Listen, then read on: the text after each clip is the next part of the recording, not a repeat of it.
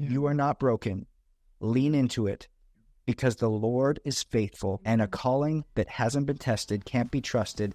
But know that the test that you're going through is simply a season.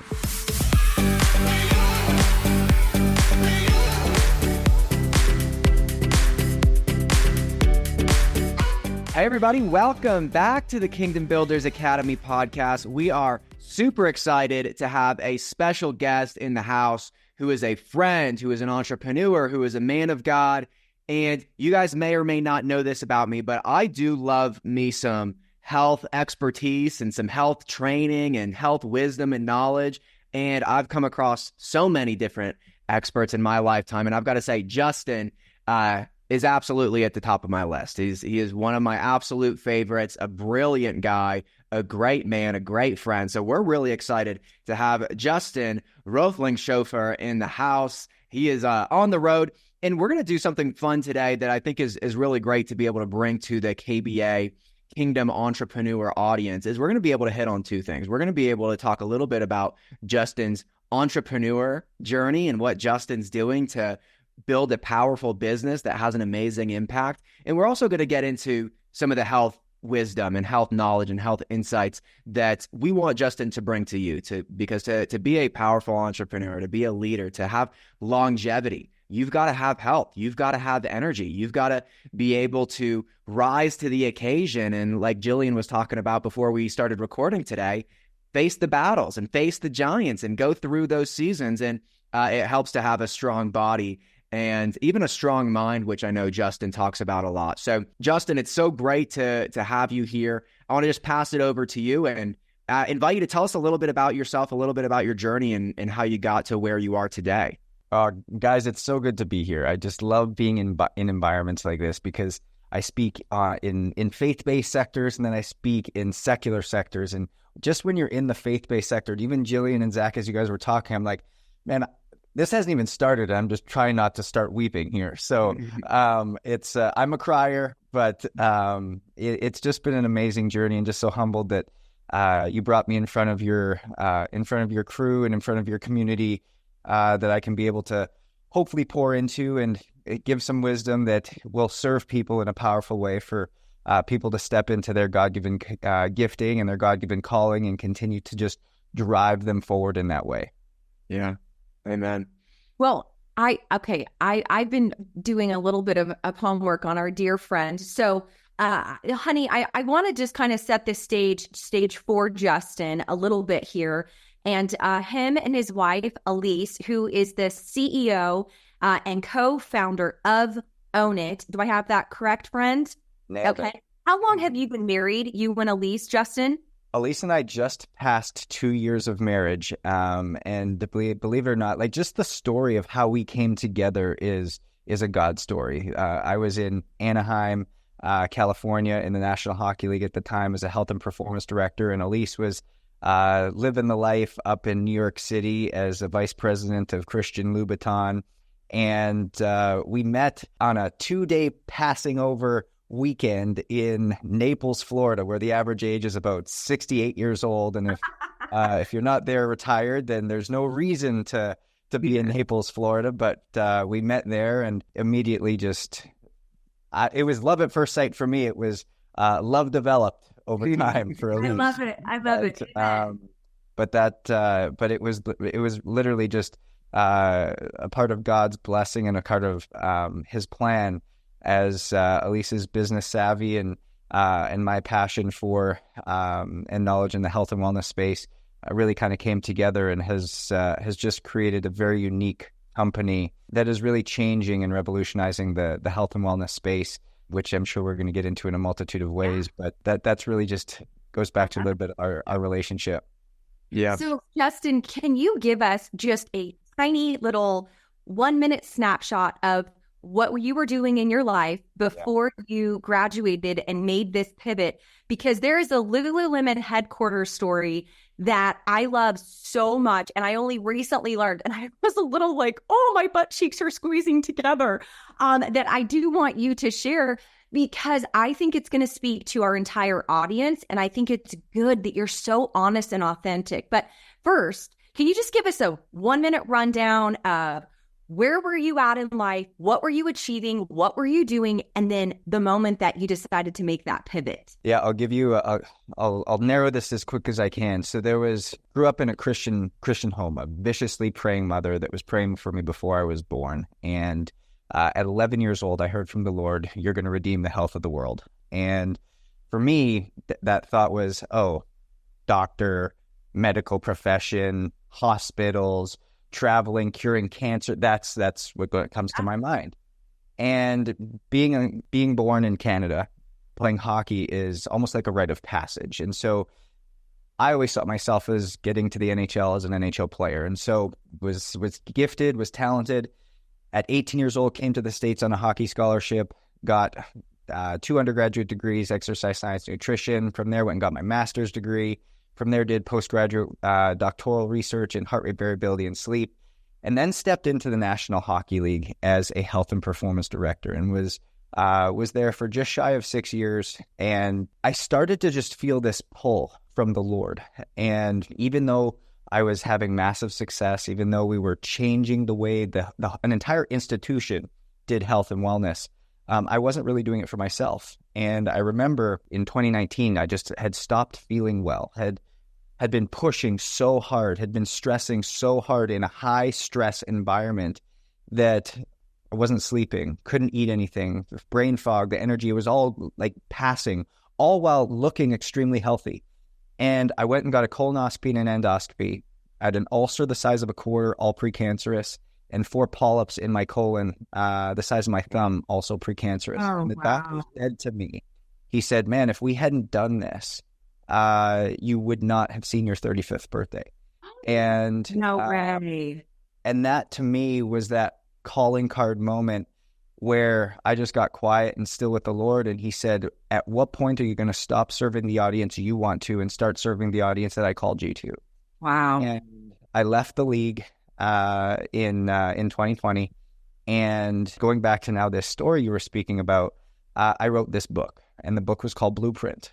And I was like, this is going to be my moment. This is going to be what the Lord called me to. This is going to be where I'm ultimately stepping into. This is going to be that like coming out party that the Lord has prepared me for. And I had a lot of sponsors come. I was in New York City. I'd moved from Anaheim out to New York with Elise, and rented out Lululemon headquarters, their HQ right on Broadway, and had all of my sponsors there, had some video people there, had picture people there, had the room all beautifully set up. We sent out RSVPs. There was about 42 people that RSVP'd yes. So we're like, okay, this is going to be good. Well, it was supposed to kick off at 7 p.m. And 6:15 rolls around, 6:45 rolls around, 7 o'clock, 7:15, nobody's there, like not a soul. Like, I guys, I can't even tell you, there wasn't even people like walking in to look at the clothes. There was nobody there. At 7:20, a homeless person walks in, and we give him 2 books, a granola bar, and a Gatorade, and send him on his way. And everybody keeps looking at me, and my stomach is just slowly getting naughtier and naughtier. I can't even imagine that feeling. And it got to 7:40, and I looked at everybody. I said, well, I guess we better start. And they said, better start? There's nobody here. And I said, well, we got everybody here. I might as well get the content. So I went, and this is the other thing I forgot. I also brought in 2 people to like guest speak. So Dr. Pat Davidson, who's big name in the health and wellness space, and then one of my publishers. And so I had people like, I brought people in for this. There's not a soul there. So I'm at the front and I'm delivering this one step away from like just bawling. And I deliver this talk and go through this just as if the room was full.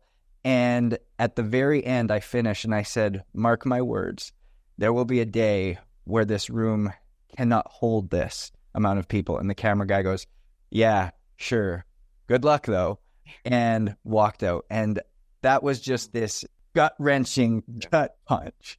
And I just wanted to interject there for a moment as I was reading your story about how you said, I had a decision to make. Yeah. And that valley of decision that you were pushed into, number one, you had planned, you had prepared, you had heard from God, you were leaning in, you gave your best yes efforts, Justin. You showed up, you had the snacks, you had the fanfare, the sponsors. You're in New York City at Lululemon headquarters. Hello. And no one shows. And I was reading how you said in that moment, feeling humiliated, right? I mean, I'm just thinking like, I would have been sobbing. I would have been sobbing. I would have just said, you know what I would have been on? An apology tour. I'm so sorry. I'm so sorry. I'm so sorry. I'm just so sorry. I would have been apologizing to the homeless guy. But you, in that moment, it was interesting because you had this moment with the Lord where he was really saying, but who's defining this journey? Who's defining your calling? Who's defining your destiny? I called you. You knew you had a calling. And Justin, I paused there for a moment because there are so many people watching and listening that could say, me too. Yeah. Me too. I know I've been called to help people whose marriages are in crisis. I know I've been called to help people whose finances are just in turmoil. I know I've been been called to help people who are in serious stages of grief. And you know what they do? You know that saying, if you built it, they will come. And you built it, kind of, you know what I mean? You built it, you showed up, and no one came. And in that moment, you could have just folded up shop and said, I didn't hear from God. I missed it. Something's wrong. This wasn't meant to be. I've made a mistake. And you could have just like stifled everything, made a pivot and done something totally different and missed what God had for you. And so I love that story and I want you to continue it, but I just wanted to share and stop because it made such an impact on me. Sometimes people will not show. Sometimes you have a launch or you write a book or you do something and there aren't people standing and cheering and applauding and clapping and begging for more. Sometimes it's a homeless guy with a Gatorade who walks out the door and nobody's in the room at all. And not only that, but you had the naysayers and the doubters, Justin.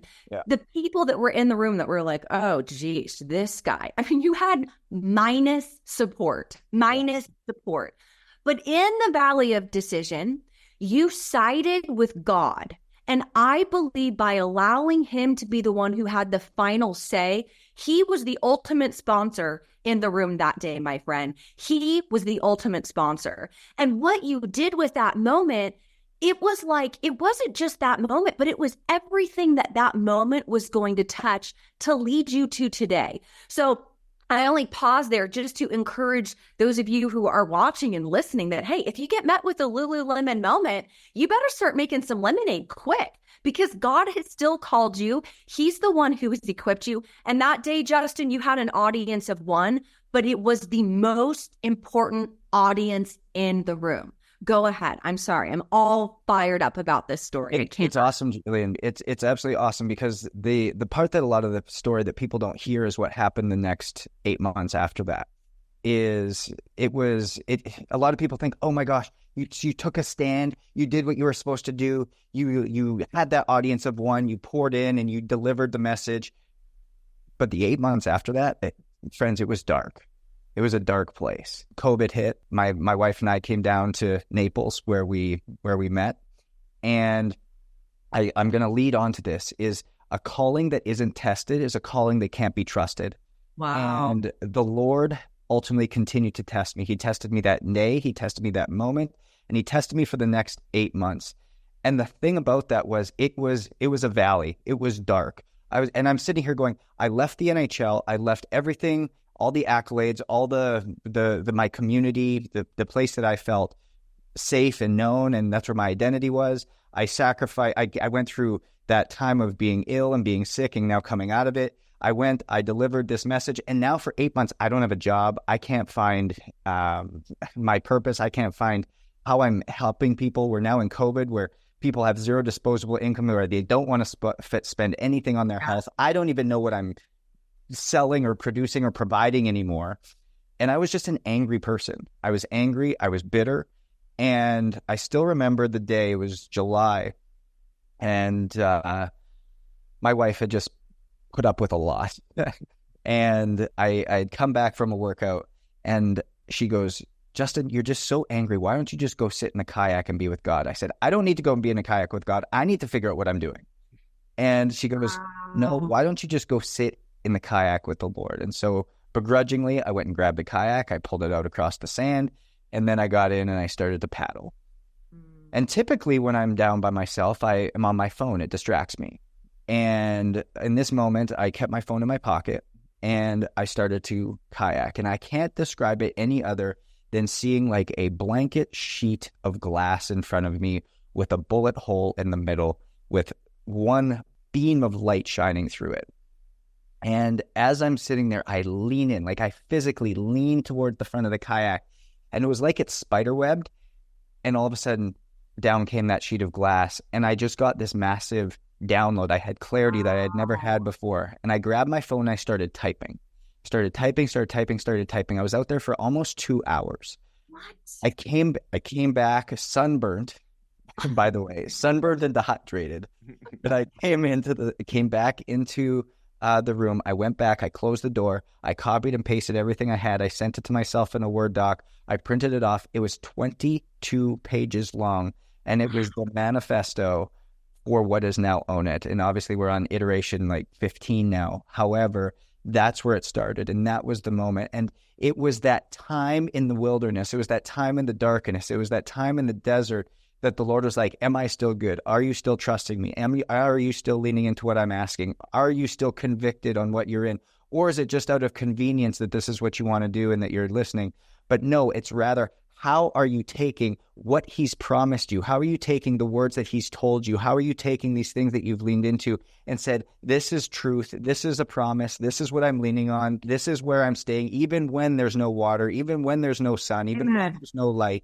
And I'm going to stay on it because I know that this is the bedrock and the foundation that the Lord has promised. And I'm here ultimately to be the miracle for somebody else at a certain point, but he has to make sure that the calling of which he's put on me can be trusted with the health, with the wellness of these people, of his children. And in order to do that, there's a testing period that has to happen. And I just hope that that's a word for somebody out there who has a calling, who has a promise, who's heard from the Lord, who knows that they have something that they need to open up and give to people, but they're struggling with what this looks like. They're struggling with where they need to go. They're struggling with this. There's an opposition. There's a holding. And here's the thing. You know how much the Lord loves you, but you sometimes underestimate how much the devil doesn't want that to happen. As if you believe in good, you have to believe in evil. And that is always at play. And so as you're leaning in and you know this, continue to stay true, continues to stay on, continue to stay focused on his calling for you, because at the end of the day, that is the truth. And that will get you ultimately the freedom and the push forth and the steadfast and the willingness to wait for what it is that he's ultimately already declared truth. Wow. So good. So good, Justin. Amen. Amen. And you can see it in the chat that your testimony and the lessons from it just resonate so much. And before we pivot to kind of some of the health stuff, I just want to highlight that the time and the testing, you've got to go through the time and the testing. And it sounds like that was like a couple of years that it took to kind of go through that valley to get that breakthrough. And I just want to encourage everybody here who's 6 months in, 12 months in, 18 months in to your entrepreneurial journey that, hey, some people take off like a rocket ship really fast. Other people, like Justin, for example, it takes time and it takes testing. And now Justin is a super successful 7-figure entrepreneur, traveling, speaking, audiences, growing, building, and excelling in his calling, in his entrepreneurial journey. But it wasn't without going through the time and the testing. And we're honored and blessed that you took that time, that you fought through that, and that you had a woman like Elise at your side to help give you wisdom and help give you encouragement and help build this thing with you. So we love you and your story. I want to jump into some health stuff, Justin. If you only had a few minutes to redeem somebody's health, what would you say to them? This is before he does it, before he says that, I just want to say one thing. My summation in my mind of what Justin and Elise do, this is just like as a lay person, right?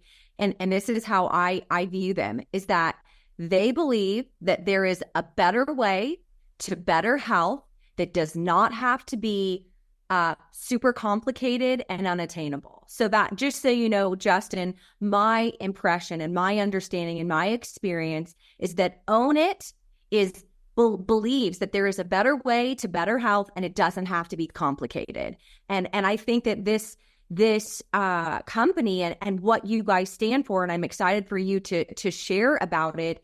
Man, if there is anything I think that stresses people out and overwhelms them more, is the idea of a health journey. And so I'm really excited, because I feel like it oftentimes feels too complicated and unattainable.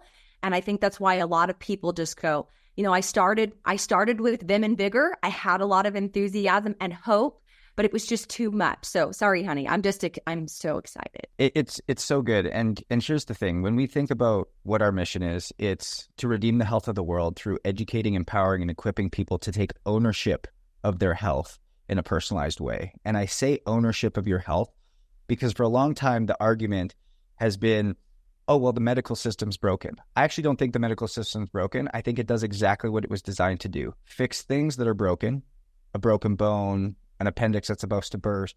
They know how to fix those things. Fix things that are broken and make money.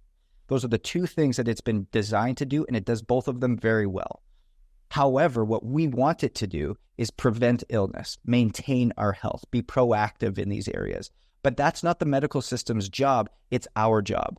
But we've given the power away. We've given the responsibility away because we haven't sought wisdom. And at the end of the day, if you go back to James 1:5, if any of you lacks wisdom, you should ask God, who gives generously to all without finding fault, and it will be given to you. And so if we lean back on that promise, wisdom is freedom. And we don't know enough about ourselves. We don't know enough about our bodies. We don't know enough about these things. And then you look at how the world functions, and all of a sudden, it's like, oh, you've got health expert A that says one thing, and then you've got health expert B that says a completely different thing.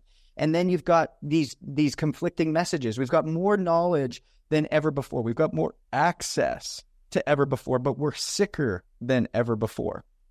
And the reason that is because we're ultimately trying to do things the way the world tells us. And back to Romans 12:1 and 2 is, do not conform to the pattern of this world, but be transformed by the renewing of your mind.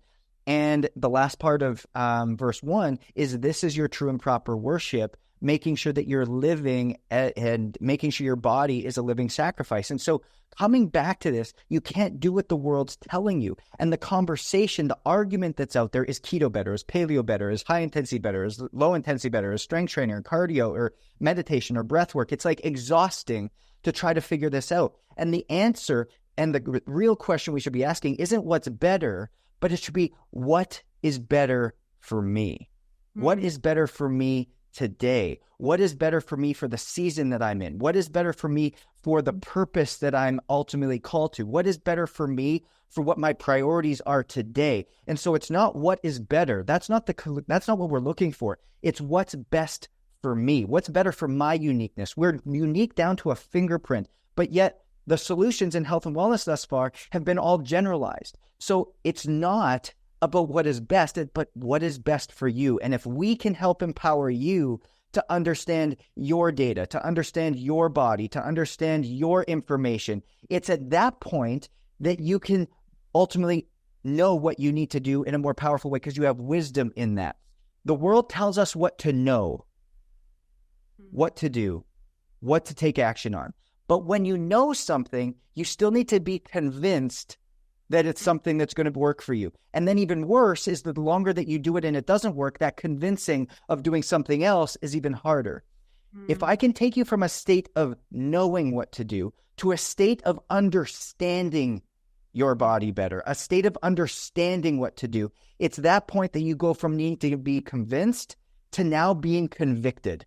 Convicted that this is what the Lord has called me to. Convicted that this is my pathway forward. Convicted that this is my freedom state. Convicted that this is going to allow me to live life differently. And that's what we ultimately seek for people, is taking them from a state of knowing to understanding, normal to different. And that's the power and passion that ultimately comes through. So good, Justin. I love that point on I always talk about public policy versus personal policy. We want public policy sometimes to save us. We want the health system to save us. We want the government to save us, but that's not taking ownership. That's delegating responsibility, your responsibility, to somebody else. And you got to have a personal policy, and lean into that before you can lean into or rely on a public policy.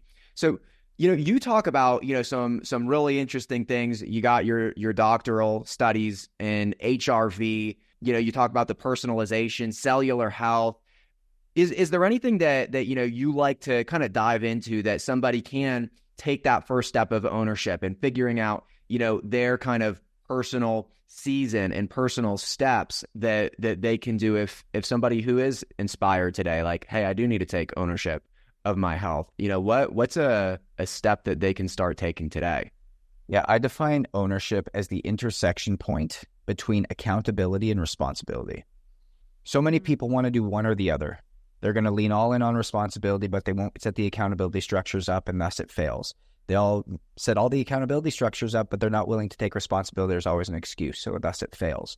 It's the intersection point that ultimately wins. And where I say people need to start in this, in understanding metrics to take 2 or 3 steps forward and feel more empowered in their journey, is number one, heart rate variability. And why I lean on heart rate variability so much is that, number one, it's easy to have access to. If you have a Whoop band, if you have an Oura Ring, if you have an Apple Watch, if you have a Fitbit, if you have any of these things, it's tracking HRV. Now, what the companies of these areas will do is they'll give you algorithms, readiness scores, recovery scores, regeneration scores. Throw them out. Get rid of them. Because, again, it adds to the complexity. It adds to the confusion. But if you understand, if you have a higher HRV, it means your body is adapting to stress and strain in your life really positively. Versus if you have a lower HRV, it's an alert system going, hey, Jillian, or hey, Zach, or hey, Justin, I'm not adapting to stress very well. I'm over and inundated with stress, mental, physical, spiritual, emotional. Your body doesn't know the difference between these stressors. And thus, you're starting to overflow, and you actually need to give yourself a gap. You need to give yourself some space. You need to give yourself some time. You need to start to reflect on what are you doing day in and day out that maybe isn't allowing you to get that rest and recovery back so you can show up with greater capacity. So HRV becomes this overarching metric, understanding holistically how your body is adapting to stress and strain. And the better that we understand that, the better we can see that, the more clarity we have, the more ownership and empowered you can feel, because you're not shooting for perfection. If you always see a lower and a drop in HRV, I'll give you a perfect example for myself, is I did 4 podcasts in Vegas on Friday night. I flew on a red-eye home Saturday, ultimately to have my men's group at my house on Saturday morning. Then Saturday afternoon, we hosted a dinner at our home. And then Sunday, we had church in the morning. And then Elise's parents were with us Sunday night, only before flying out early Monday morning here to Arizona. Well, all of these stressors, that's not me working out. That's not me running marathons. That's not me doing things physically. That's mental, emotional, and spiritual stressors that I'm hosting, that I have people in my space that I'm making sure are coming to Jesus. In my men's group, there was people that we had to break spiritual strongholds. These are things that I'm taking on stress-wise. And stress is not a bad thing. Friends, we need stress in order to grow. We need stress in order to be resilient. But as long as there's stress in our life, you want to build a family, you want to have a deep relationship with Jesus, you want to build a business, you want to do anything, stress is needed. Stress is necessary. But to live here powerfully, you have to make sure that what you're doing in this lower quadrant, what I call a regeneration or rest and recovery quadrant, has a proper rhythm. And without intentional and consistent behaviors and habits that are built around what your body needs, nobody else's, you will never be able to reach and realize the potential in which God has called you to. Because this is a word, write this down. What you're praying for holds a candle to what the Lord has prepared for you. But what you're praying for is not near ready for what you're prepared for. So at the end of the day, what God's called you to is far greater than what you're praying for. But what you're praying for, you're not prepared for. So you have to prepare yourself to ultimately step into his calling. You have to prepare yourself to have the capacity, because he cannot give you everything you're praying for today, because it would crush you. And at the end of the day, he's just not willing to do that. He wants his children to thrive. He wants his children to be abundant, but you have to go through tunnels. You have to look in the mirror and say, what do I have to do differently? How do I have to live differently from what the world has told me? How do I have to do things differently from what is normal in my life? Because what is normal is not what I'm called to. I'm called to be different. I'm called to elevate. I'm called to step up. I'm called to take on great things because there's people that are requiring my giftings, my talents, my experiences. But in order to get there, I have to prepare myself differently. And how do we do that? We don't seek a person, place, or thing. We seek wisdom from God, and God has given our bodies uniquenesses in how to display what it is we need. And for the first time ever, we have a single quantifiable metric that says, hey, you're doing a great job. You're moving in the right direction. Or, hey, you know what? I need you to do things a little bit differently. And so at that point, it gives you empowerment and it gives you this connection back to what the Lord is asking, back to what he's calling you to, back to how you can have a capacity to carry people through, to do exactly what he's created you for. Because remember, a testing that hasn't been, or a calling that hasn't been tested is a calling that can't be trusted. And these testings are simply building capacity, but you have to recover from them. Wow. Amen. What a powerful message. And what a mindset shift. I think that stress is necessary. You know, we want to monitor the stress, and what an incredible tool this HRV metric to be able to see when the stress levels are spiking, but to accept, hey, in order to grow, right? Like you're a muscle guy, like in order to build muscle, the muscles have to be broken down. They have to tear and then they have to recover. I want to just ask you one more thing before we tell people about your book, which I'm really excited about, The Power of Ownership. But one more thing, just to kind of, you know, go full circle in this conversation, just on this like one little tool of HRV and accepting that stress is necessary. When you see that in your life, Justin, that HRV is dropping from where it should be, that you've been on a 5-day grind, will you just talk a little bit about recovery? Because I think if we can accept that, like, hey, we're not ready, we've got to be pushed, we've got to be stretched, that's going to mean we're going to be stressed. But what do we do then once we've pushed ourselves to the limit and there does need to be a recovery in the cycle? It's a great question, Zach, and I'll get very practical and applicable for you here in the next couple minutes. So I'm very disciplined in my day, and my day exists. I wake up in the morning. I actually don't spend my first hours of the day with the Lord. I actually go and I get into the gym and I start working out or I start running, and I don't listen to anything other than either gospel music or silence. And as I'm in that space, I just have conversations with God, and I'm not necessarily listening at this point. I'm just kind of talking and going through things. At the end of this, I spend about 30 minutes in the sauna, and that's when I start getting into the Bible. That's where I get into the Word. That's where I start to just get full again. And then I'll go about my day, and I'll do everything that whatever my day has brought. But I will diligently, I've got an alarm set at noon and an alarm set at 5:30, where I have a 5-minute segment, and I ask the Lord one question: what is it that you want me to hear? What is it that you want me to know? And that's what, and I just sit and I'm quiet for 5 minutes. So that's what I do day in and day out to allow myself, again, a routine and a rhythm. However, in a season just like I am now, I got up this morning, stayed on the Eastern time zone, even though I'm on Pacific time. I got my routine in the same thing, but I can tell that I'm a little bit fatigued going into leading a group of 35 over the next couple of days. So what I've deliberately done this afternoon is I've given myself an hour where I'm going to go sit up in the mountains and I'm just going to talk to the Lord. Just going to talk to the Lord, and I'm going to give myself a moment just to completely disconnect, completely regenerate. I'm probably going to do some breath work to begin that, because I believe breath work is that direct antenna back to the Lord so that I can ultimately hear and be still. I have an acronym. Slow is smooth and smooth is fast. Slow, standing for stillness, silence, surrender, gives you the chance to listen so that you have the opportunity to be obedient, to gain wisdom, to do his will.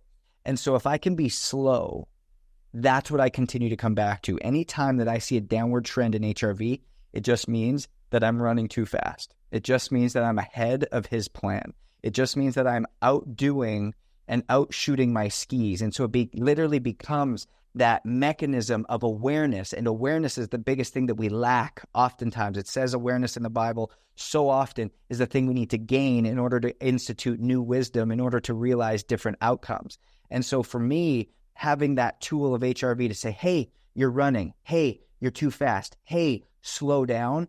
It gives me that kind of yellow light to go, oh yeah, what does this look like? And it may not be breath work for you. It may not be the sauna for you. It may not be up in the wilderness for you. It may be something completely different. And that's why the argument of what's happening in the world is not for everyone. It's not for you. It's not for the believer. Why? It's because you have a different calling on your life, and you have the antenna to the ultimate creator, the ultimate expert in the Lord, and he will let you know where to go. He will guide your path. He will give you the wisdom in where to go. And the moment that we can get really still, and that's always, HRV literally comes back to this, is it's my slowing down or my stillness mechanism. And what tool, what modality do I want to use to do that? It doesn't really matter.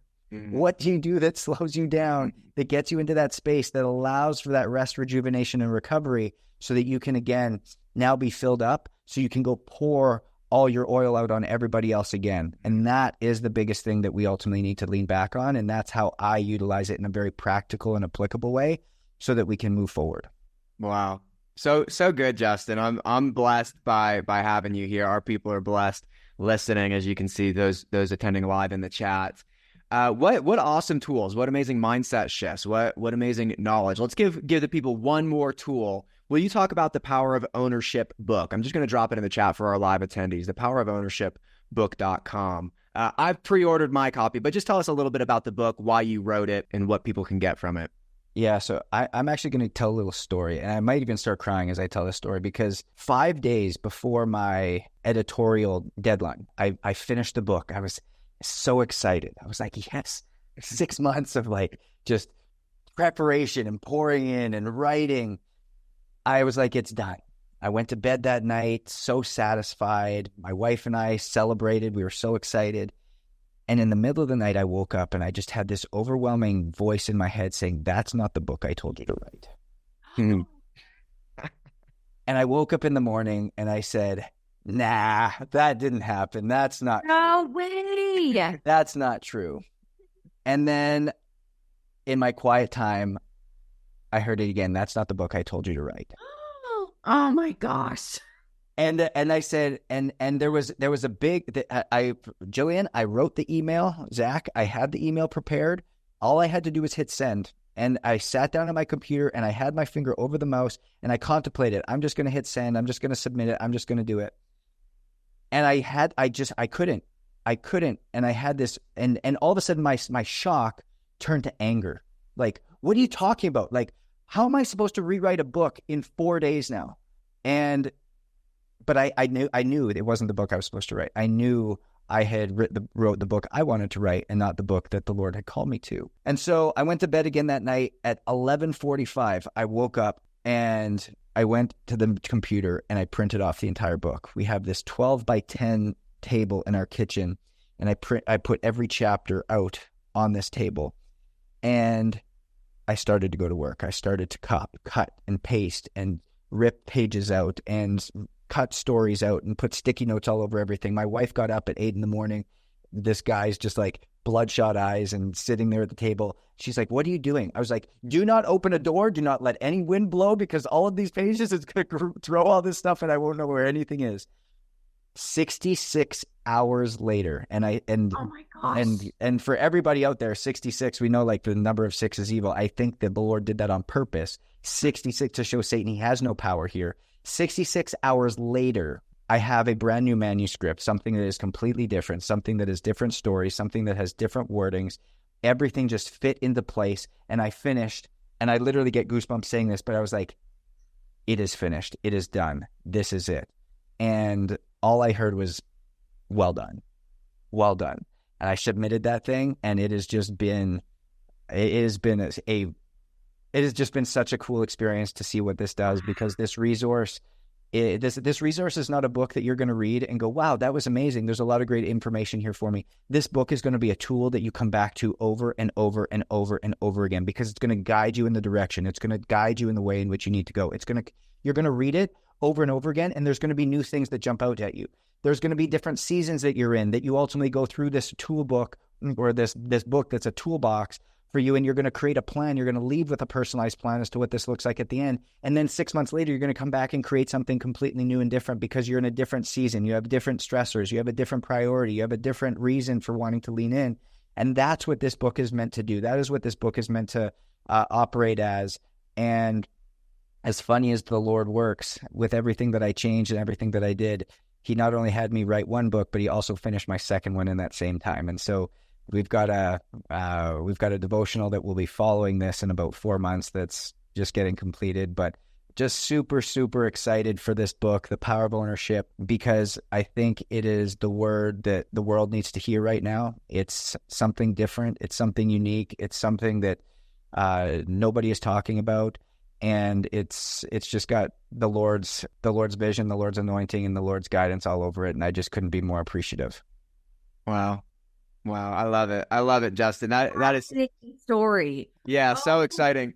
Honey, I'll leave you with the last word. Let me just drop it again for everybody. It's thepowerofownershipbook.com. Is that right, Justin? That is correct. Yeah, so it's a book.com. It's a pre-order at this point, but it's going to be good.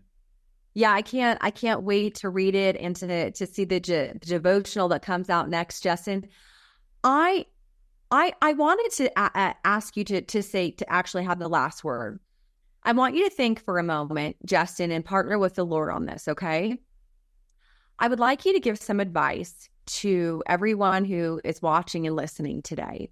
And I don't want to guide you too much, but if you could just take a moment, and I want you to just, if you had one piece of advice for entrepreneurs who are passionately pursuing what they believe that God has called them to in this season of their life, if you could only leave everyone here today and everyone listening with one piece of advice, what would you say to them? It's so heavy on my heart, and I don't know who this is for. It might be for a multitude of people, but I want you to hear this. You're not broken. You're not broken. You might be up against a wall right now. You might be struggling. You might feel like, man, the Lord promised me this, but I haven't gotten there. I'm just feeling a wall that's not moving me forward. I feel like my health is failing me. I feel like I can't think properly. I can't sleep at night. My stress is just overtaking me. Why can't I figure this out? Why can't my body handle this? Why can't it do what it's meant to do? Why can't I push through? Why am I such a failure? Why can I not ultimately step into this? Why am I not good enough? Why am I not meant for this? You're not broken. You're not broken. You're exactly where you're meant to be. You're going through this for the exact reason, because your calling that you're under, your calling that's been placed on you, the calling that's been put on your heart, the thing that you are meant to ultimately step into is a calling that's currently being tested. And it's being tested so that it can be trusted with great things. It can be tested and trusted with abundant things. It can be tested and trusted with the other children of the Lord. And as you come up against this adversity, as you come up against this opposition, love the journey. Love the journey. Love where you're going. Love the opportunity for service. Love the opportunity for this place, because you are not broken. The Lord doesn't create faulty things. The Lord doesn't give faulty messages. The Lord doesn't create broken things. None of us are broken. None of us are broken. Hear that. None of us are broken.